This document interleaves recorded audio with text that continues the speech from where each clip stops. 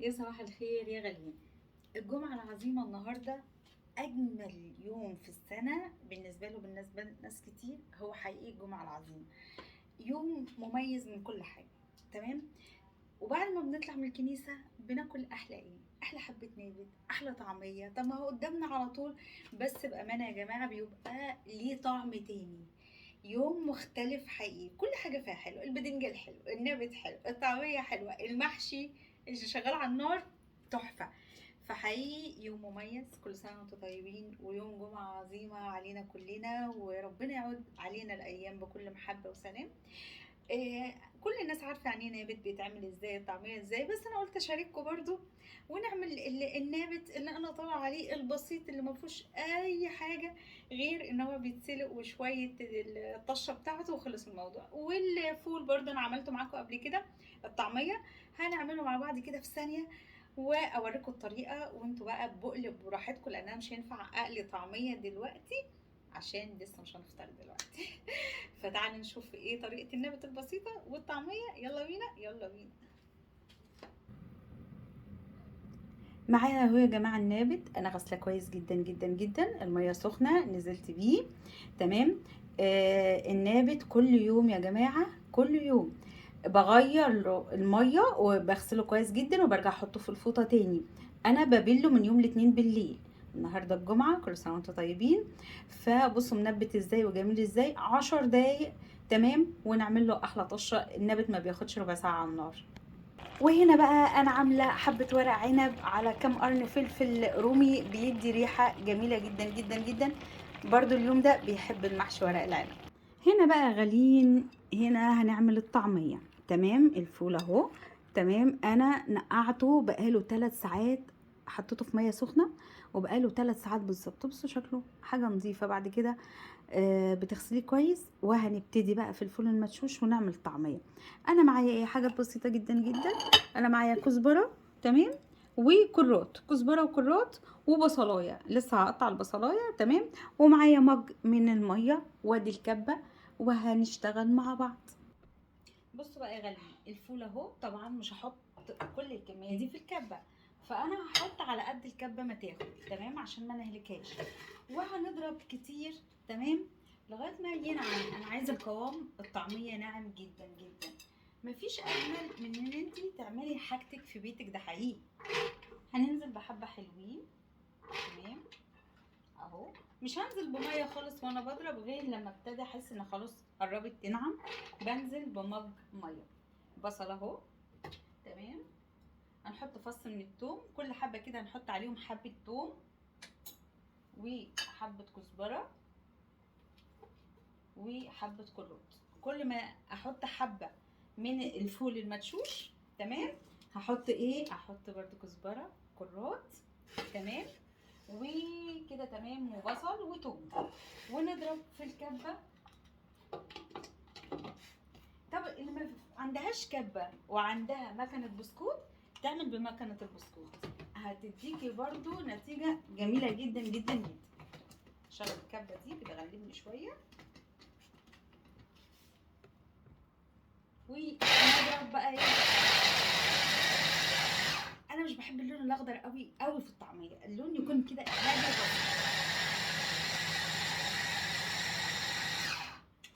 عايزاها كل ما تنعم بعد كده هحط ميه. تمام. هضرب كام ضربه تاني وارجع احط الميه معاكم. بصوا بقى، انا ضربت حبه حلوين مدة 5 دقايق. بتضربي كده بس بتريحي الكبة عشان ما تتحرقش بعد الشر منك. تمام. وانزلي بقى يا ست البنات بمية حبة حبة.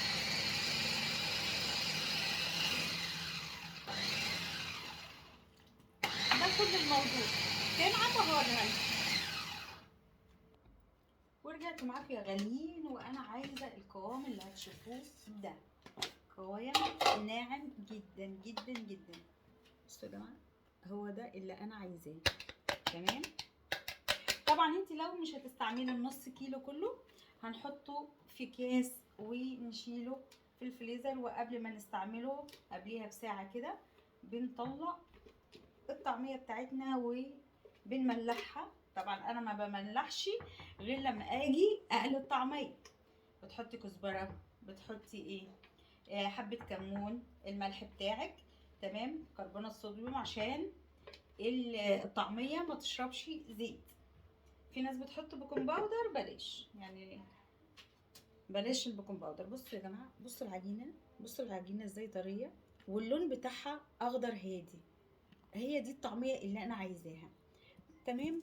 طبعا هعمل الكمية دي كلها، بس انا حبيت اوريكم طريقة العجينة الطعمية قد ايه سهلة وبسيطة. طيب تعالوا نشوف الفول. تعالوا بصوا يا حلوين، ادي النابت اهو، كان فيه ريم انا شلت الريم، تمام. اهو الفول قدامكم. هعمل ايه دلوقتي؟ هتعصري ليمونية. ليه الليمونية؟ بتخلي شوربة النابت فاتحة، الشوربة فاتحة، بس مش اكتر من كده.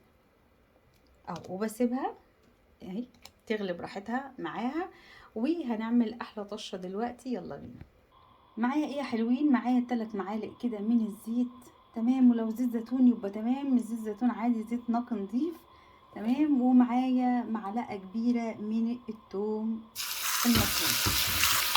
ولا بصي، ولا هنحطوا بصل، ولا هتحطوا حاجه، ولا الكلام ده كله، مفيش خالص. اسهل طريقه الله يرحمها امي كانت بتعلمها لي هي دي.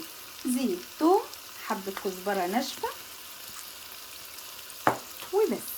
وكده عملنا احلى حبه نابت واسرع حبه نابت نعملهم وناكلهم النهارده بعد الكنيسه.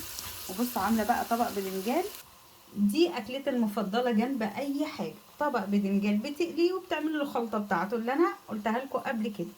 احلى اكله النهارده يا جماعه. وننزل يا حلوين بالطشه كده، خفت انا. بصوا الطشه واللون الذهبي بتاع التومه والكزبره، ريحتها تجنن تجنن. يلا نحط الملح. حط الملح بقى يا ست البنات حسب ما انت عايزه، ملحي براحتك، تمام. بصوا يا جماعه، بصوا شوربه النابت بامانه رايقه ازاي يعني. بصوا هي دي اللي تشرب شوربه. حبه نابت حكايه بألف هنا لكلنا ان شاء الله. يا حلوين، دي عجينه الطعميه اهي كلها، دي الكميه كلها، تمام. احلى حبه بدنجان تعمليهم، احلى حبه نابت، الله الله الله. بصوا لونهم يفتح النفس. ورق عنب بقى تحفه. لسه بقى السلطه، ولسه طبعا انا مش هقلي الطعميه دلوقتي لان احنا بنحب ناكلها سخنه. فبعد اول ما نفطر كده، قبل ما نفطر هنعمل على طول الطعميه. يا حلوين، ربنا يعود علينا الايام كلها بالخير. دي الطعميه، احلى طعميه وهتحلو بعد ما تتقلي، تمام. واحلى طبق بدنجان هناكله النهارده. والنابت بقى اللي ملوش حل، اللي انا بستناه من السنه للسنه، ما برضاش اعمله في الايام العاديه عشان في اليوم ده بيبقى يوم مميز وليه طعم تاني. وورق العنب بيبقى مسكر واحلى واحلى. لو عجبكم الفيديو ما تنسونيش في اللايك والشير وتفعلوا الجرس عشان يوصلكم كل جديد. وبألف هنا على قلوبكم، ويوم ان شاء الله عظيم ومجيد، وكل سنه وانتم طيبين. ويلا اللي ما عملش طعميه يلا يقوم يعملها، والنابت اشوفكم على خير. باي.